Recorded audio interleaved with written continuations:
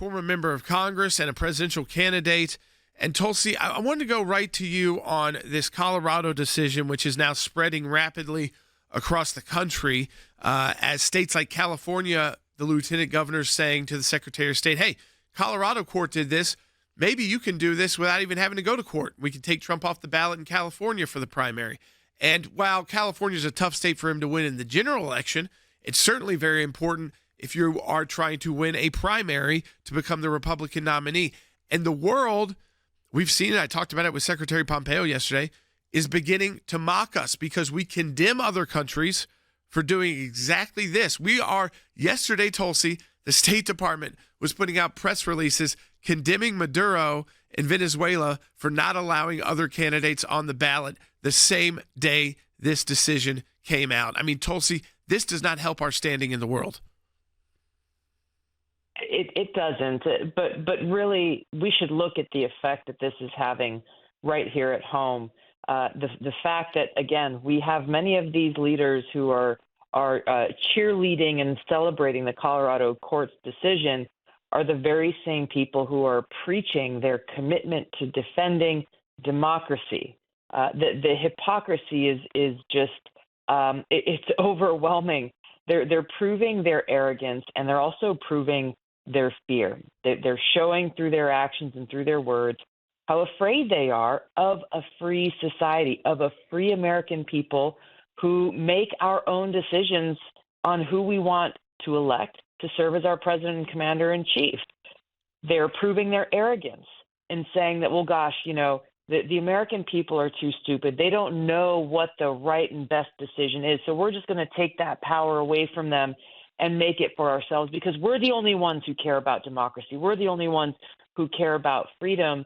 And whether they realize it or not, they are destroying our democracy in the process. So for me, as we look at California and we look at other states that are sure to pop up in the wake of this Colorado decision to file their own lawsuits, and as the lieutenant governor of California said, do everything possible, look at every route possible to keep Trump off the ballot. It doesn't matter whether Trump is competitive in those states or not in a general election.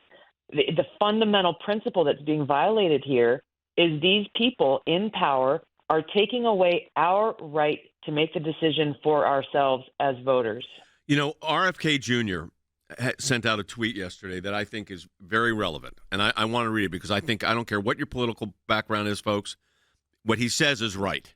And this is what he says. Every American should be troubled by the Colorado Supreme Court's decision to remove President Trump from the ballot. If Trump is kept out of office through judicial fiat, rather than being defeated in a fair election, his supporters will never accept the results. This country will become ungovernable.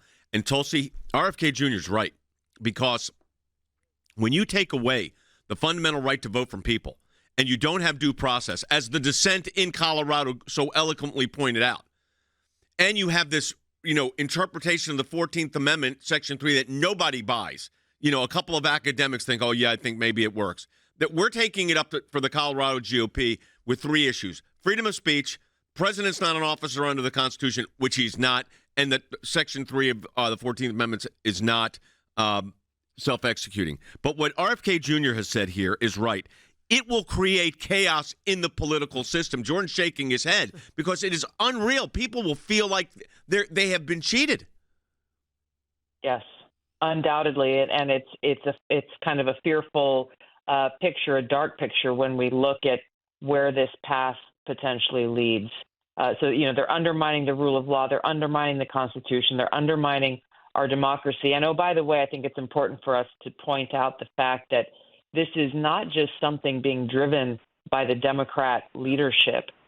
There are people who call themselves Republicans, who call themselves conservatives, who are also cheerleading and championing, celebrating this decision by Colorado. So this to me is a clear demarcation line between what I call the power elite and the rest of us.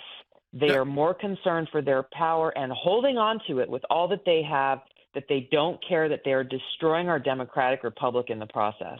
No, I mean, Tulsi, they've even put their names out. I mean, I remember I worked on the Bush campaign in 2004. We had a legal department. I would have to go to the legal department, to get approval for things. And Jason Tortinsky, who's a great election lawyer, I think now he's with Holtzman Vogel.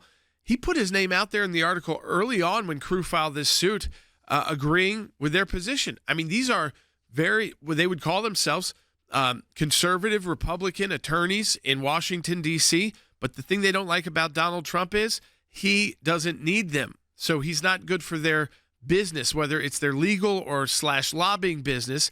And so they're very happy to go along with Crew just to get him off the ballot and take him off the political battlefield. And so you're getting the full swamp, the Republican swamp and the Democrat swamp. And Tulsi, I want to ask you, because you are serving in our military. I mean, and you're going all over the world. We ask men and women to serve and to protect these freedoms, not just for Americans, but for other people around the world. And then this happens in our own country. It has to be a little bit demoralizing to our troops, and it might be the reason why our recruiting is down like it is right now.